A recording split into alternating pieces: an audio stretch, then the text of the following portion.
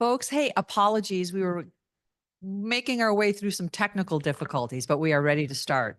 So, today, this morning, what is advocacy? An overview of advocacy practices and their importance to nonprofits. Well, who is going to answer that question for us? His name is Johnson Bridgwater. He is the Water Advocates Organizer with River Alliance. Johnson has more than 20 years of advocacy and nonprofit experience, working on local, statewide, and international environmental issues. He holds a bachelor's degree in writing from the University of Oklahoma. He grew up in central Minnesota. So sad, but that's okay. Relocated to Oklahoma, even sadder, and is now yes. and is now settled up north, on the Montreal River up there in Yooper country. He has one daughter, Zoe, an outdoors enthusiast he is, spends his free time hiking, swimming, paddling, fishing, of course, and exploring the natural world, always with his what? His camera nearby. Welcome, Johnson Bridgwater. Thank you. Awesome. Thank you guys for being here. I've been introduced. By show of hands, how many of you have heard of River Alliance? Awesome. Very good. If you want to know more about us, this is our snazzy web address right here. And I'm also pleased some of our staff is here. Our executive director, Allison Werner, is here. We have our new employee, Evan, who is our director of development, I think is the word we're using now. Welcome. Appreciate you being here. So advocacy, let's try and have some fun with it because it's a little dry. How about we play Name That Advocate? Does anybody know or recognize that face? If you do, raise your hand and I'll call on you. Come on, I saw that hand. Go for it. Oh, back of the room.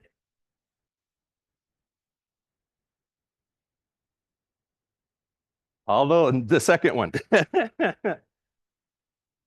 And notice advocate highlighted. I didn't write these. These are descriptions of these people. And point being, all of these people that we know about and love and may think of as quote unquote conservationists, they were advocates. And I want to make that point. Okay, you ready for number 2? Somebody's got to know this one. Come on. If you don't know the advocate, that's usually a good sign. Good advocacy, you can do the work and they never know your name. Rachel Carson.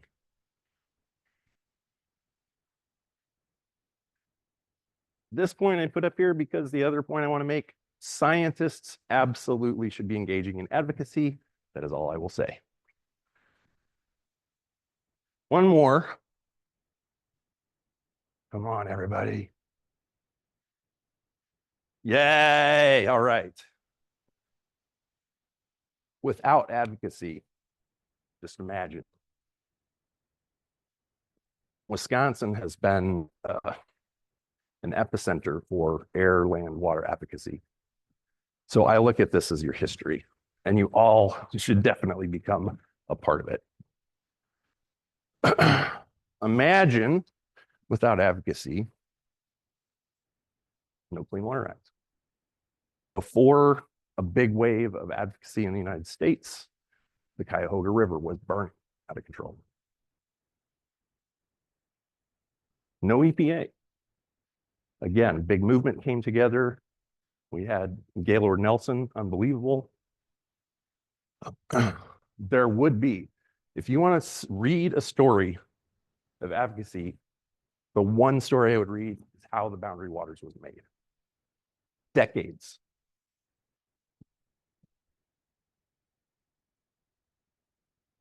Boundary Waters.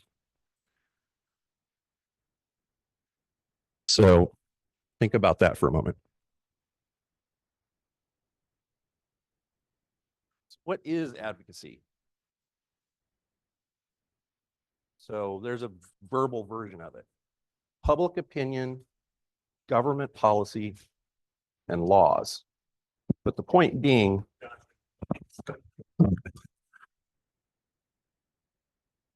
this is new working well for me.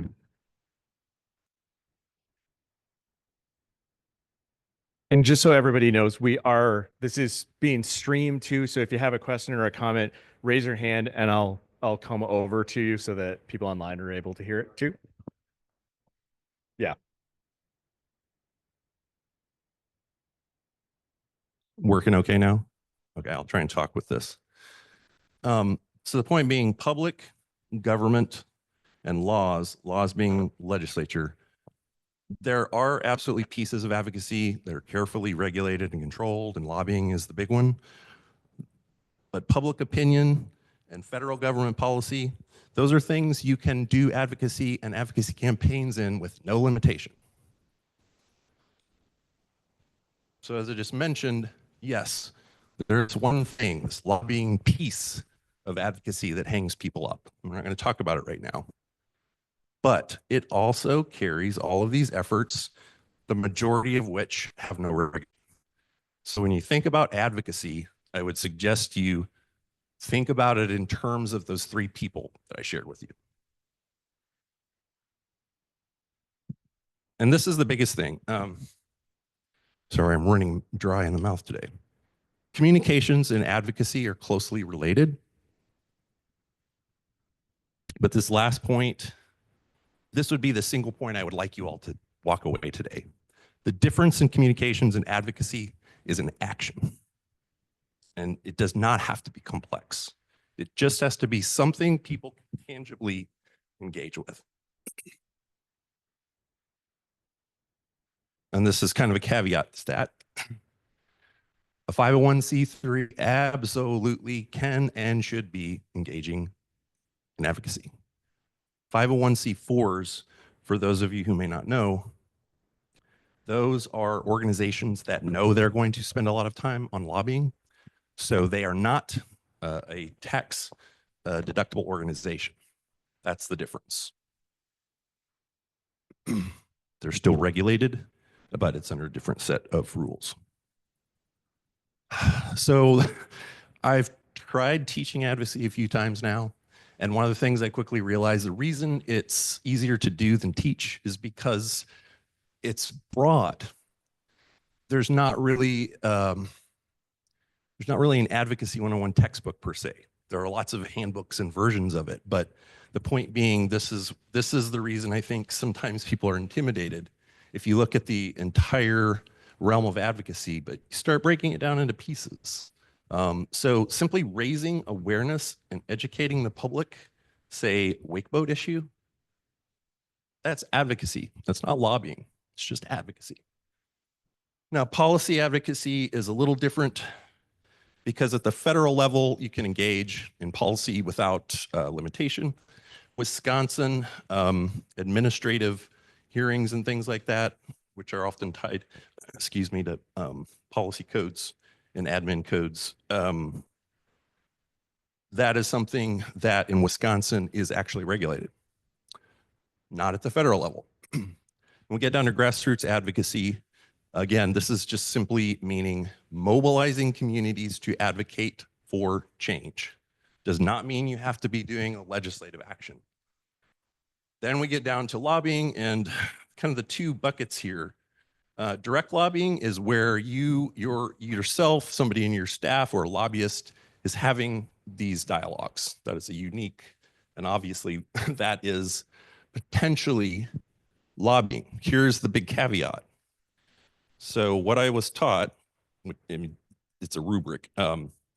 If you have 3 green lights, you may have a red light, which would indicate lobbying. And the 3 green lights, specific elected official, a specific position, and a specific piece or a specific bill.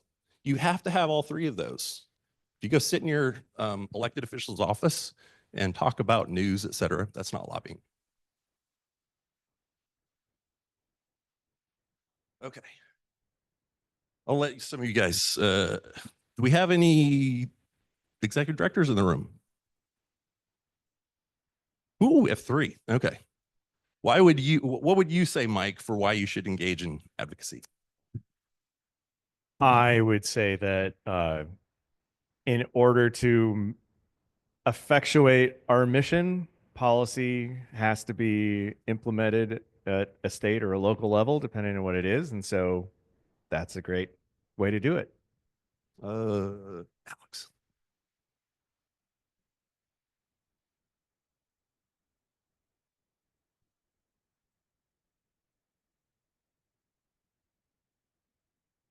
Might well repeat that. So for those of you on Zoom, I have asked the question to 3 water-related executive directors. Why should they be doing advocacy? For us, when we're advocating for clean water, that's also helping to inform the public about what we're doing. It's our public outreach.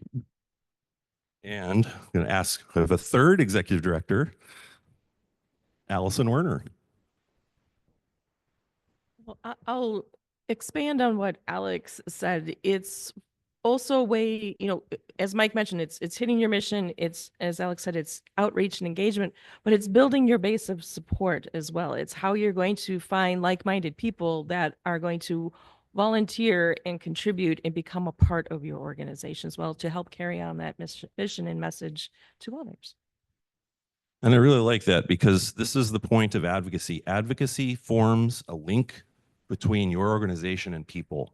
That link is the most important piece of your organization. It gets your visibility. And the other piece, again, I don't think people think about this. I'm just going to say it. Advocacy can be a cash cow if you do it right, in a good way. The biggest point of all of this was, for me, the point of those first 3 people. Without advocacy, the world would just rock along with people in power doing exactly what they want, which sadly sounds very similar to what's happening, right? So I would highly suggest, if you're not happy with the system running, let's do some advocacy.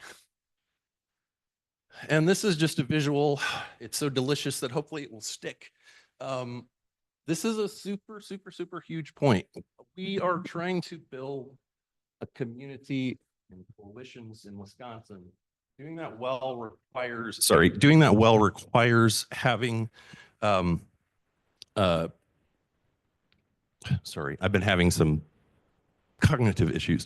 But the big point here is lobbying is a small piece of advocacy. And what we're trying to do, I just remembered thinking this, we're trying to create a similar language to be used by the communities, right? So what we are trying to do today is trying to get you all to step into that advocacy space.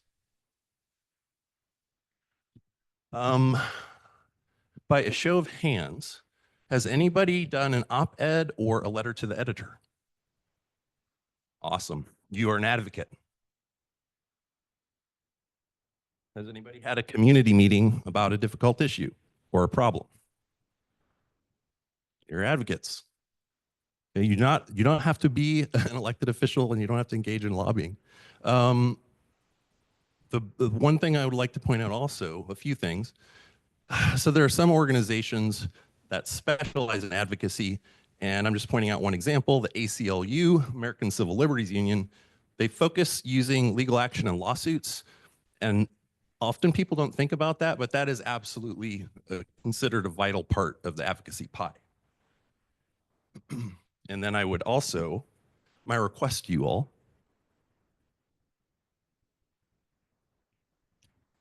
one of the other buckets that I think a lot of nonprofits forget, you can freely, and should be, in our opinion, engage and get out the vote and voter registration drives. That doesn't mean you're engaging in electioneering. We're going to talk about that. Just basically basic campaigns to increase voter registration. Absolutely vital, because as a nonprofit entity, you're relying right on the public. So votes matter. So this is kind of a different way to take those buckets and look at them as potential strategies. So they can be actions, can be strategies. We've talked a little bit about direct lobbying. Again, that is specific when you are actually meeting with legislators. Grassroots mobilization, I would say, is probably one of the bigger beneficial advocacy tools that is not complex, that you can all participate in. And that is basically, again, I was talking about those connectors.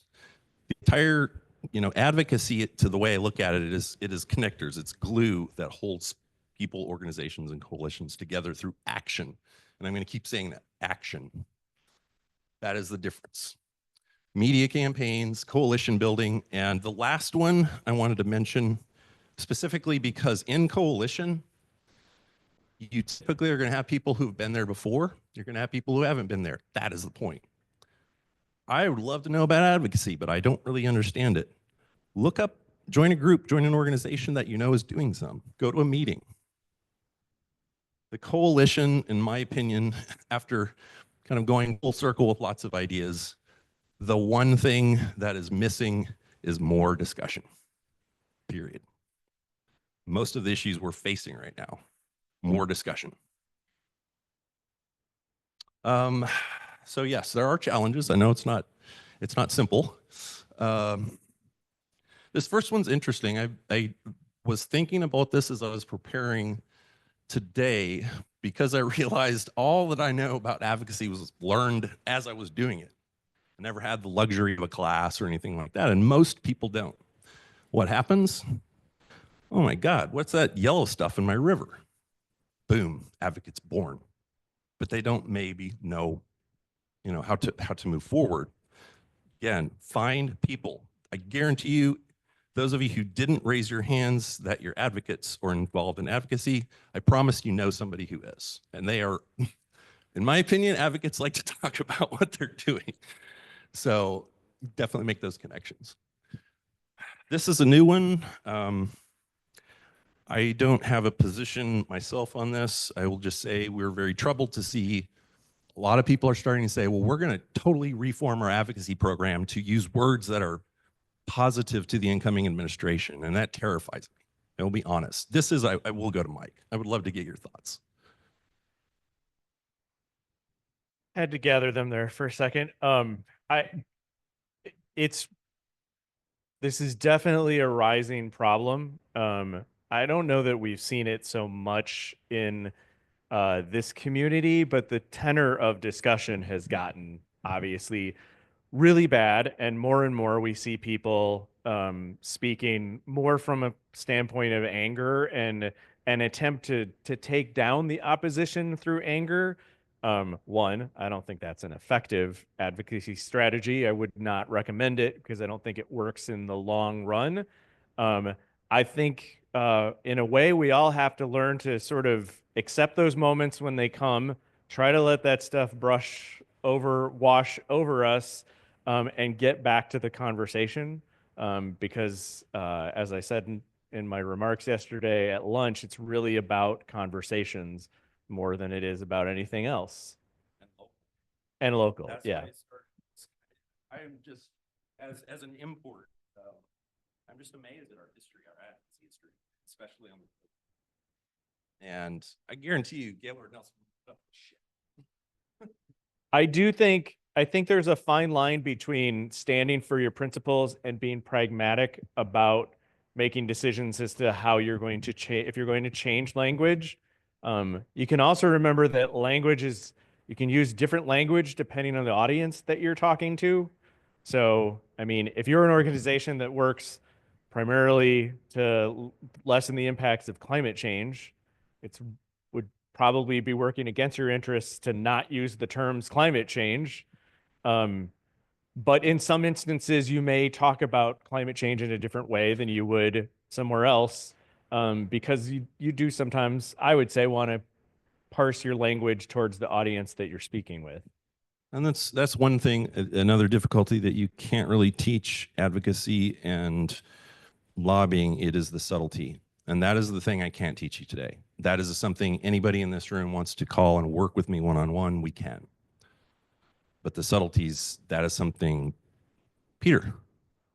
Oh, hold on. Oh, sorry, got to get a mic to Peter. You should know. You were the moderator in the last session.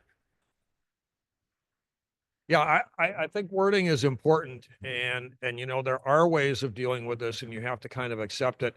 And it may sound screwy, but for example, rather than saying climate change, you know, I have used weather-related environmental issues, and you get in the door because that is something that, you know, is not the touch word, you know, and particularly with some of the legislators, secretaries and administrative people, you know, they're attuned to these sorts of words, and you're not going to get in the front door.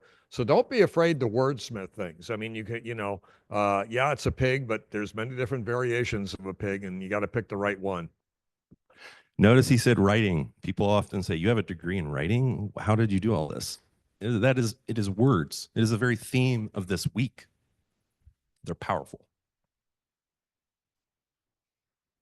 So this one we get because there are regulations, but I would argue they are absolutely not complex. They are simply a matter of getting with somebody who knows how the regulations work through it.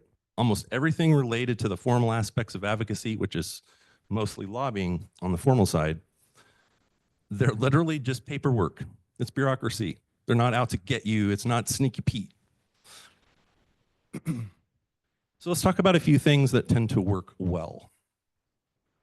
Obviously, having goals, and Mike started with this because I think, again, this is in addition to the fact that advocacy's action is a first point, and say this is a second one.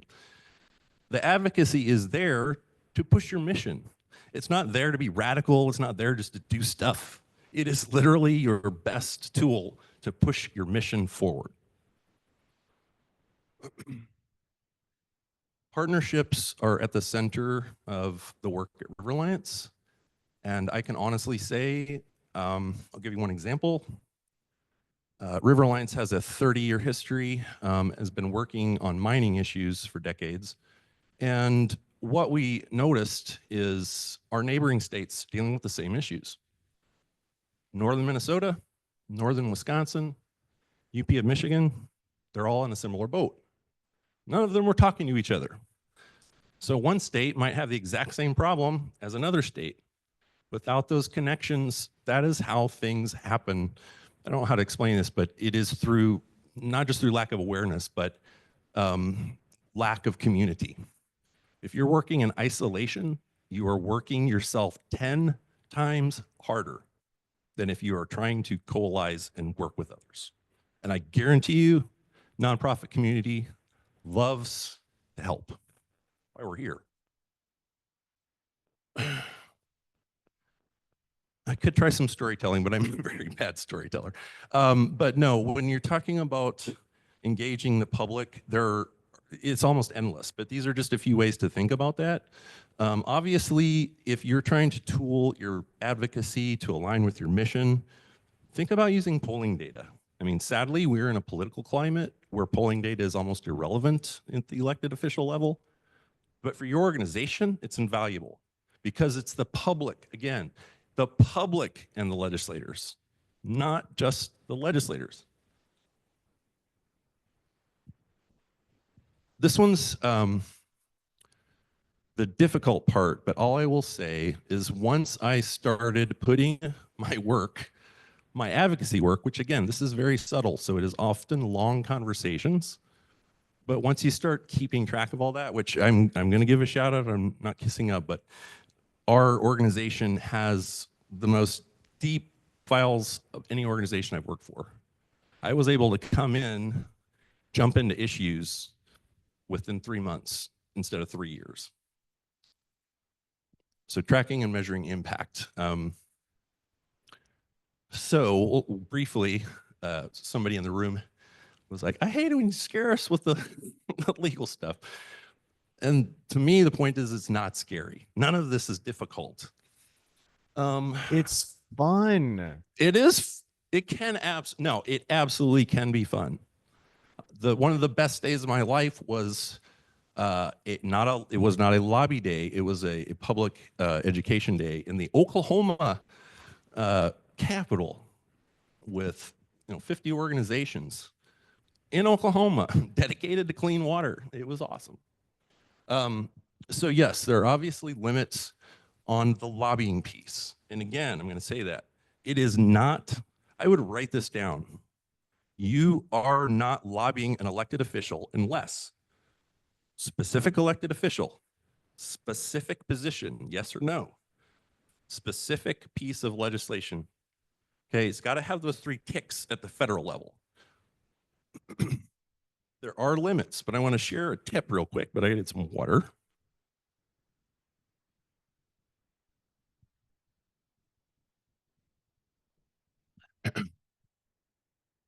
So there is a form, and anybody in here follow up with me afterwards, happy to share it. It's 1 page.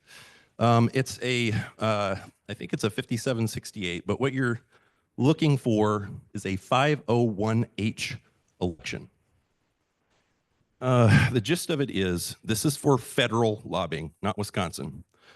If your organization files this document, which takes about 10 minutes to fill out, it's free, I believe, as well, and it will forever be part of your 501's organization.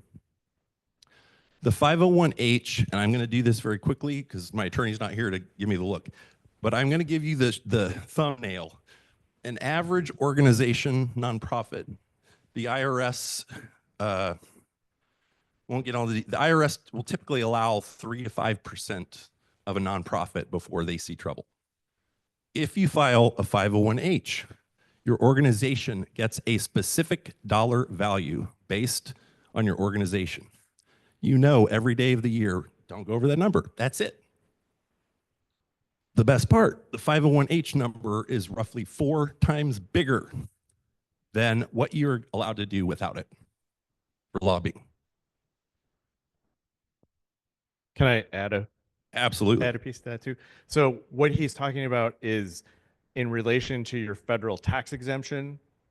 So it's a question of how much can you do as a 501c3 without jeopardizing your tax exemption. And sorry, in 990 also we're talking about. Yeah, exactly. So as I think you're going to get into, the rules for what is lobbying and what constitutes lobbying are slightly different in terms of when you need to register and report things to the state Yes. as a lobbyist.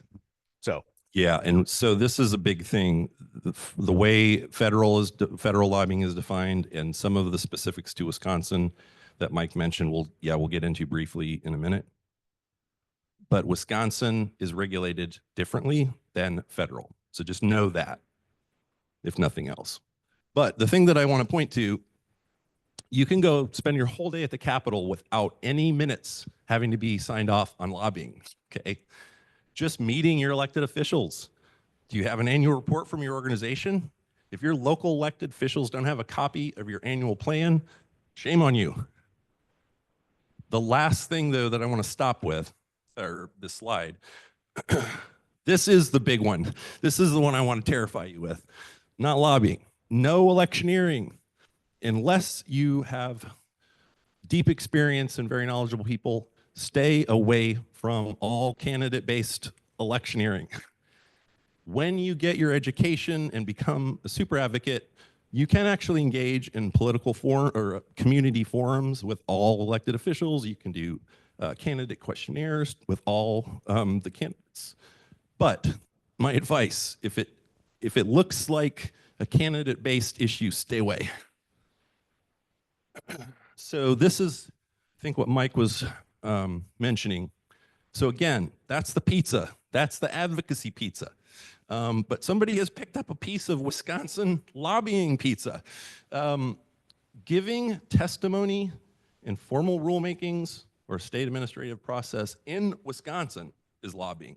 not at the federal level, just Wisconsin. That is the one complexity that throws me off a lot because we work with DNR all the time. In Wisconsin, and again, we're talking about money. So paid employees, printed materials, that sort of thing. In Wisconsin, you and your staff, each one, has up to 4 days, January to June, an additional 4 days, July to December, that you can freely lobby. Think about how powerful that is. 4 days, that's a lot. On that 5th day, when it is triggered, this is the other, you absolutely better register. But it is one of those things you can do reactively, meaning you don't have to register and then do the lobbying. If you're lobbying and you find out you're lobbying more than you thought, you absolutely just follow up with them, register. Again, they're not out to get you if you're trying to do the right thing.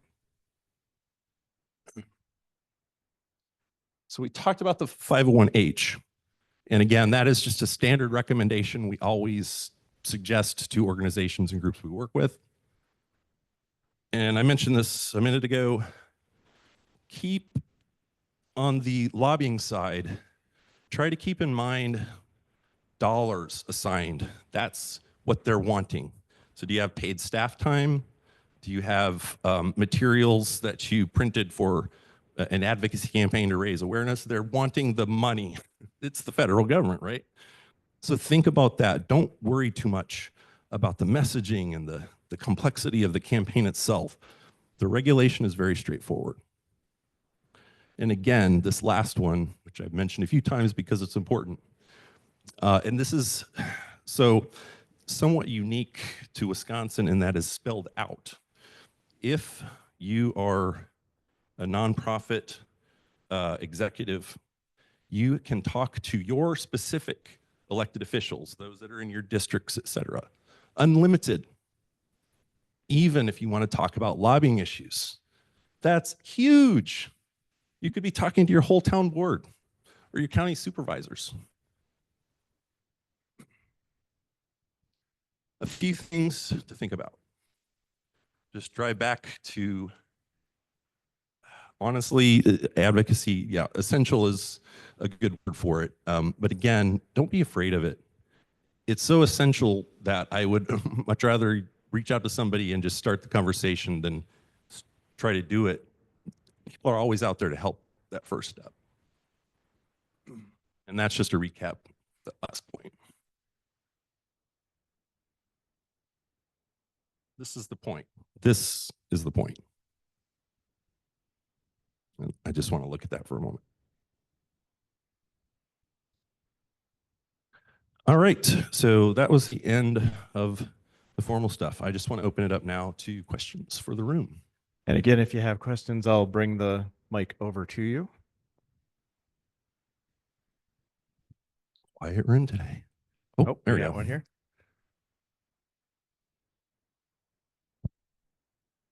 Okay, I have kind of a specific question. So I'm with the River Group and we are always applying for surface water grants. And attending the talk the other day, there's like definitely a disparity between those funds, right? Like $300,000 for rivers and then over $1 million for lakes. So is that something that River Alliance is working on advocating on? And then as smaller river organizations, how can we contribute to that larger advocacy action? Mike's probably chuckling over there. So Mike and I have been doing this work in Wisconsin. We'll just say decades. We won't put an exact number on it. Decade sounds bad enough. Yeah. And you've hit on a pet peeve of ours for a very long time. We should start with, we of course are grateful to have any funds in the state of Wisconsin for the surface water grants. And there's been improvements to that application process. You talk to me later if you want to hear my soapbox about the reporting process. But those dollars have been pretty much the same since the start of those programs. And Mike, if you want, you can give more of the history, but the lake grant program was first, then rivers were added, then invasive species, aquatic invasive species were added. And yes, the price points for each of those vary widely. but it would be an issue we can advocate for. We're, in I want to sound optimistic, but we're in times where the state has a surplus and can be making choices with how we spend that surplus. But we're also in, of course, we know very interesting times where the what's may be happening federally for this state. We're going to have a lot of impact. So the process for it is advocating to our state legislature. Well, first would be to the Department of Natural Resources when they create their budget, their biennial budget. So they create a 2-year budget. Last summer would have been the time to start lobbying into DNR to say, hey, would you guys be interested in doing an increase to to these grant funds so that they can make proposals to the governor and what we start to see in the first round of budgeting. Next is the legislature. So we are in a budget season right now. Usually the way Wisconsin works is you're looking to have our state budget approved by the end of June for the July 1st start of the fiscal year. So listening sessions are happening right now for the budget. So this is the time. It's not too late. Better would have, the longer we have, farther in advance we advocate, the better. But the legislature is finalizing their budget right now. They're doing listening sessions around the state. This is your opportunity to make one last pitch, so to speak, to seeing changes in this biennium's budget that'll start July 1st.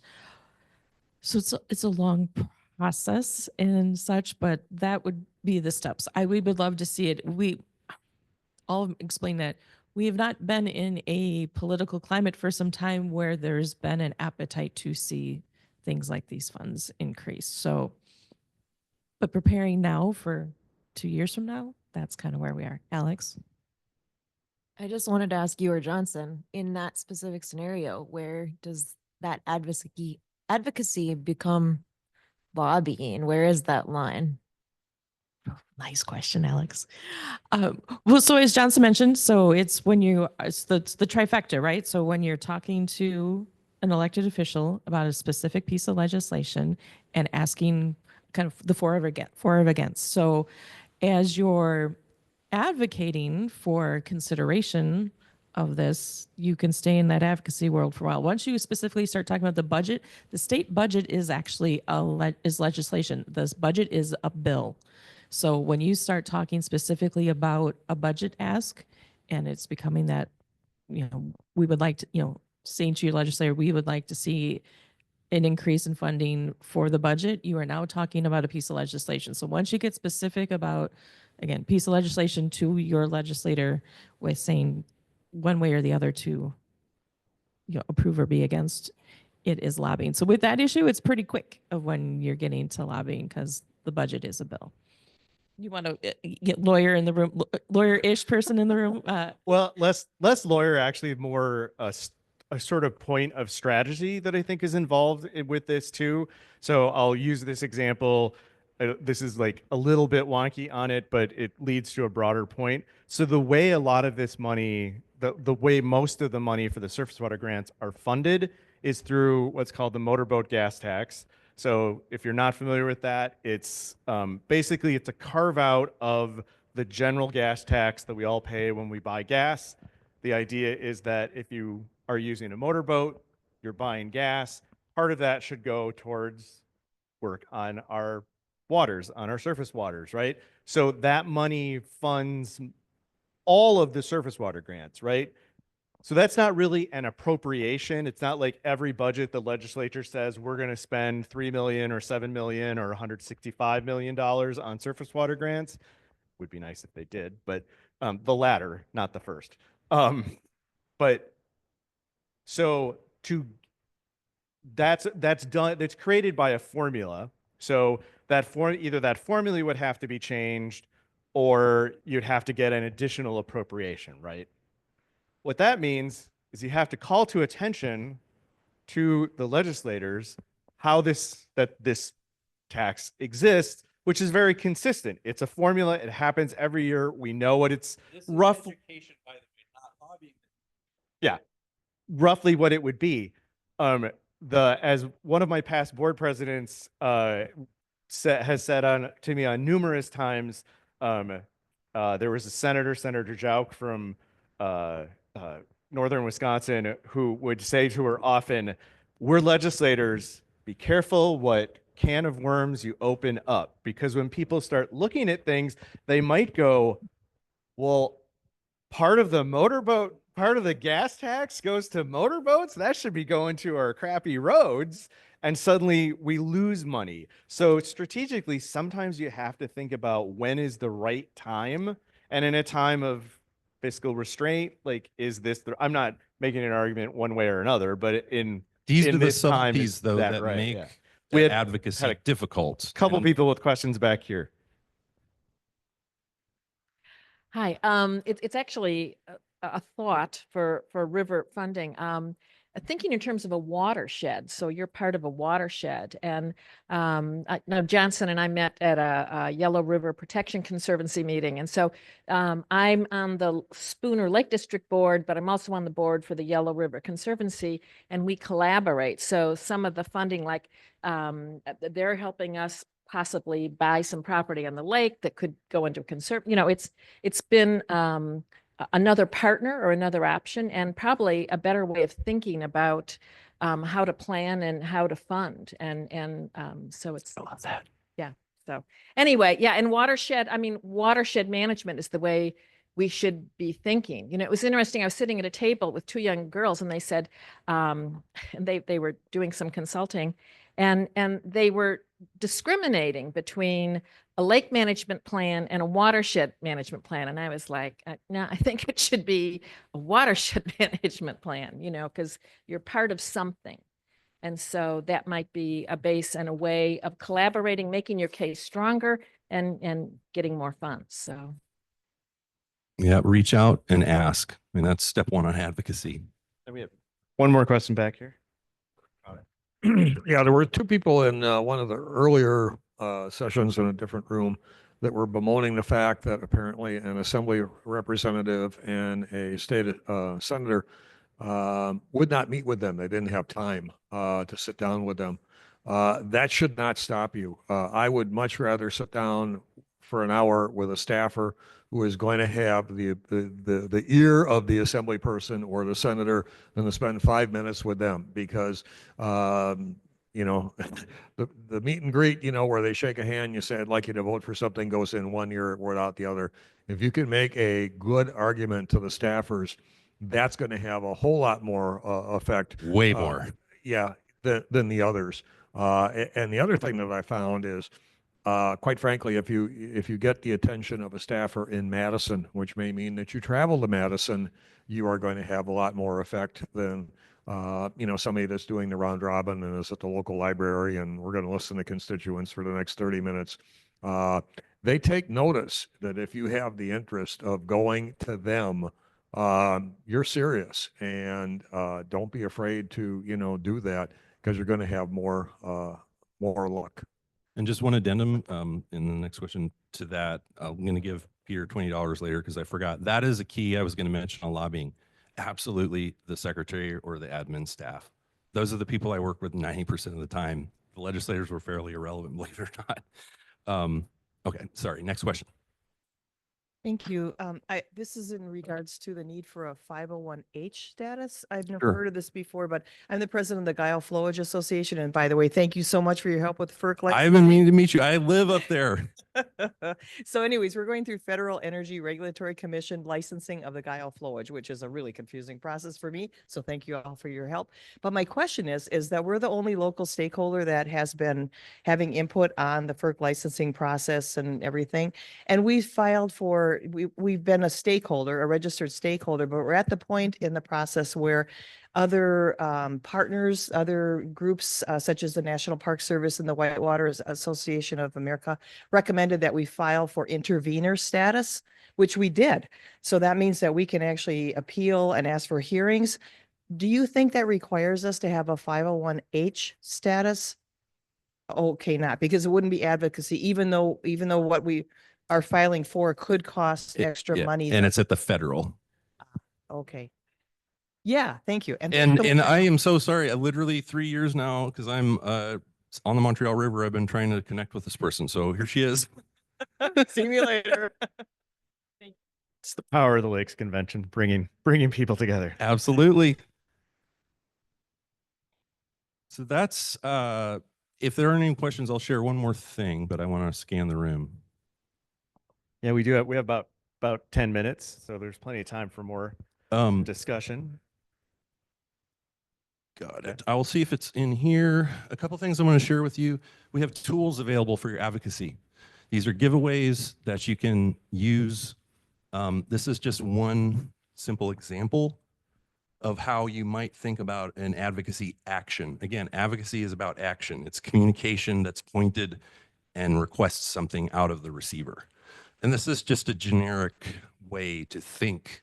This isn't the right one. I know almost every organizer I know has their own way of organizing. But this just kind of walks through it. The essential thing here is you want these written because, why? You all need to be on the same page. If you're sending out an action from your organization, you better make sure your whole staff's on board and aware of it. So this just gives you a rough way. We've got a problem. And again, this is just a generic example. This isn't actually happening, but trying to get younger people. So you look at some analysis and research, maybe some polling, come up with a solution. Then you figure out, well, to do that, what do we need? I mean, this is what advocacy is. It is in the trenches, just planning, grunt work planning. That's advocacy. It's about 90% of it. The glorious speeches are maybe 10. This is a version that I actually use. This one, this is a sample I got from somebody else. They said, well, this is the way I do it.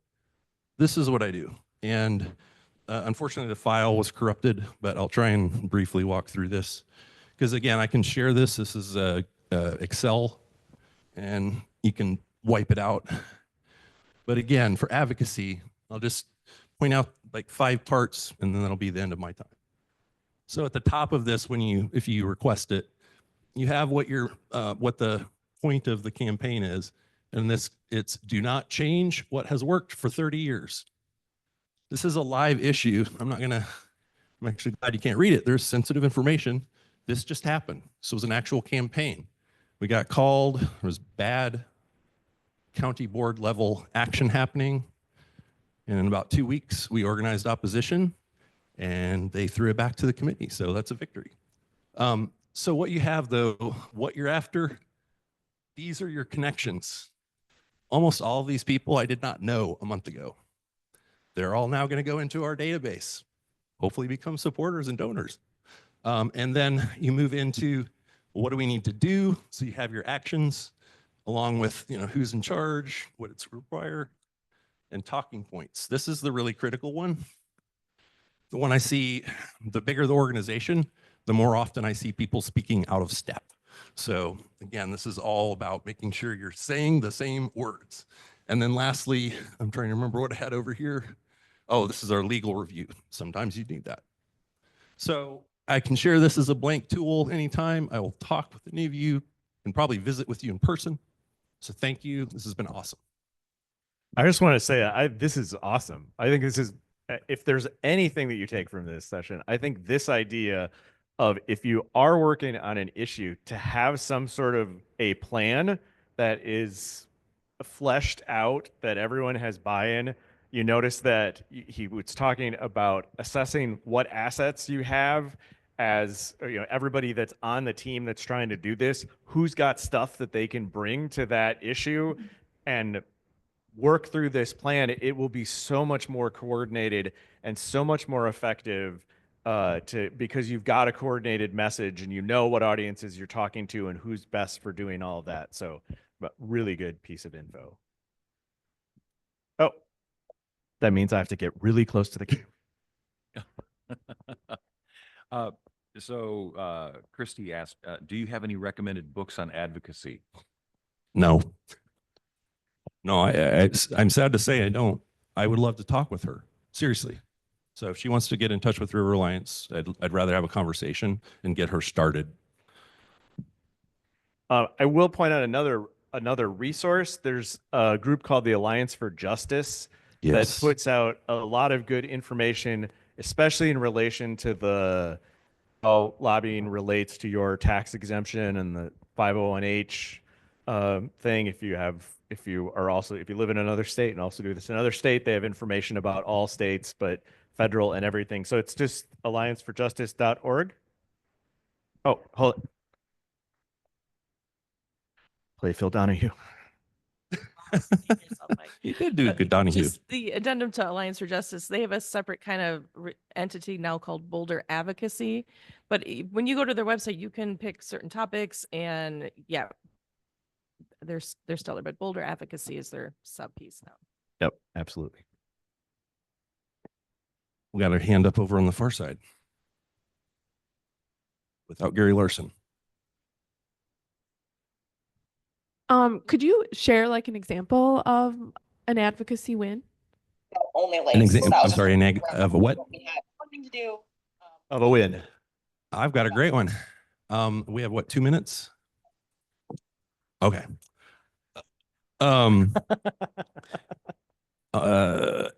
Did any of you hear about the Clean Water Now campaign in Wisconsin? 1, 2. So we ran a statewide advisory referendum campaign. We managed to get, it's a longer story, but essentially it's trying to establish a right to clean water for Wisconsin citizens. Got it on the ballot in 10 counties. Overwhelmingly, both red and blue voted that this is a good thing.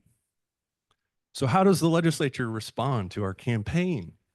800,000 Wisconsinites tell the Capitol they want a right to clean water.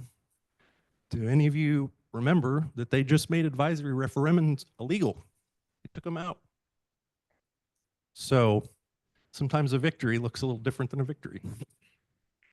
But I'll stop there. We got to come up with a positive spin on the negative, the positive win, which ended up in a negative spin. This is the positive one. So Yeah, this absolutely. is the Pike River, one of only 5 wild rivers in Wisconsin. We are now actively engaged with the community in a big fight. And on June 28th, come on up. We're having a celebration of the Wild Rivers Law. It's the 60th anniversary for the pine, the pike, and the popple. So this is my victory, and this just happened. So all kidding aside, this is awesome.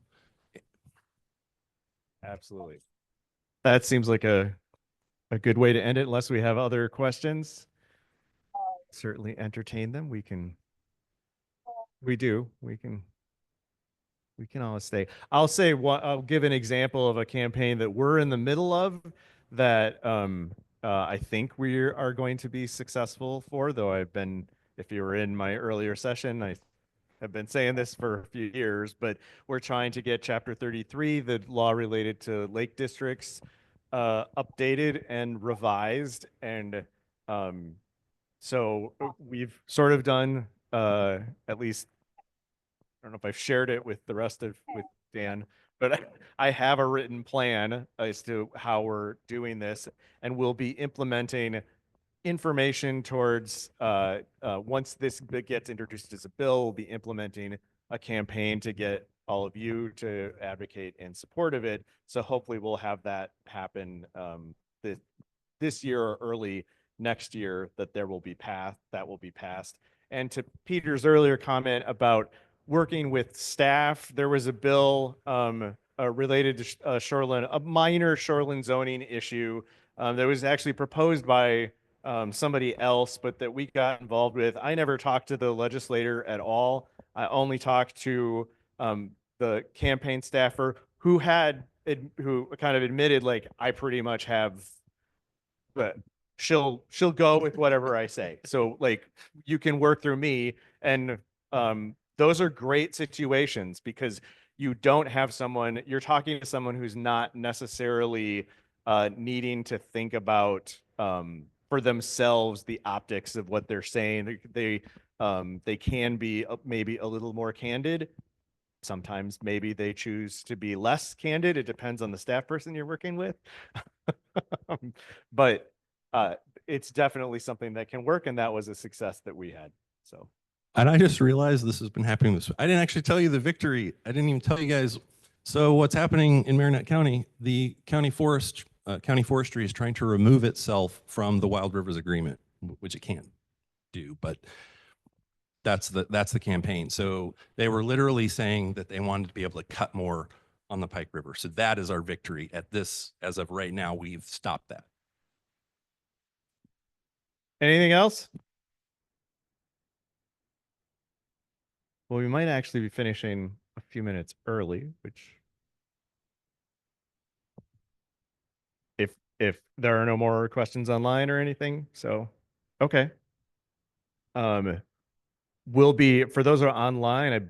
I'm not sure if the lunch session is being carried or not. If it isn't, thank you for joining us. And thank you for the participation. Thanks to Johnson, great presentation. And thanks to all of you for the great questions and comments. Thank you all.